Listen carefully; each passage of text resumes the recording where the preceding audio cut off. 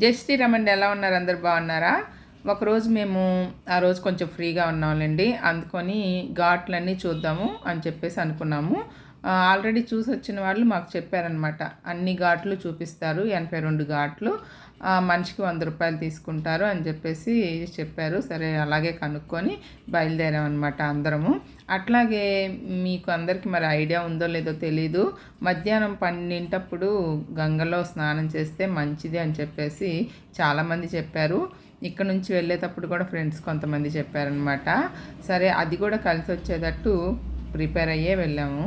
ఇంకా అందరూ కూడా అలాగే వచ్చారనమాట, కంపల్సరీ స్నానం చేద్దామని. ఇంకా అట్లా ఘాట్లు చూసుకుంటూ వెళ్తున్నాం అనమాట. చాలా బాగుంది ఈ ఎక్స్పీరియన్స్. కాకపోతే టాప్ కొద్దిగా ఆ బోట్లకి టాప్ సరిగ్గా ఉండదండి. నెట్ క్లాత్ మధ్యలో ఒక జస్ట్ నెట్ క్లాతే ఉంటుంది అనమాట మన తల మీద. ఇంకా వేడిగా ఉంది బాగా, రోజు ఎండ కొంచెం ఎక్కువగానే ఉంది.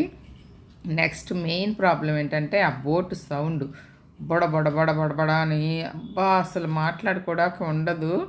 ఇంకా సౌండ్ భరించలేము, ఎక్కువ చాలా ఇరిటేషన్గా ఉంటుంది. అదొక్కటి కొంచెం ప్రాబ్లము. ఇంకా నమో ఘాట్ అనేది ఇక్కడ చేతులు 2 పైకి పెట్టి చూపిస్తుంది కదండి, చాలా బాగుంది అది. ఆ ఘాట్తో లాస్ట్ అనమాట. ఇంకా అక్కడ నుంచి మళ్ళీ రివర్స్ వచ్చేస్తారు. ఇంకా అదే లాస్ట్ ఘాటు. అక్కడ నుంచి మమ్మల్ని కొంచెం మంచి ప్లేస్కి తీసుకువెళ్ళు, నీళ్ళు బాగున్న దగ్గరికి అని చెప్పేసి అతనికి ముందే చెప్పాము. అందరూ మణికర్ణిక ఘాట్ దగ్గరే చేస్తారట. అయితే అక్కడ బాగుంటలేదండి నీళ్ళు. అతనే చెప్పాడు అక్కడ వద్దు, నేను తీసుకువెళ్తానని చెప్పేసి. రాజ్ అని వచ్చిందండి ఘాట్ పేరు, అయితే నాకు కరెక్ట్గా గుర్తులేదు. అక్కడ చూపించి అక్కడ చేయించాడనమాట. అక్కడైతే బాగానే ఉంది.